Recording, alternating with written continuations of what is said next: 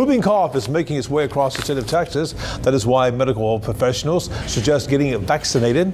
Basically, used to, the vaccination was only for children, but because adults pass it on to their children, there's now no age limit to get this vaccine. So officials tell KETK whooping cough starts off as a mild cold.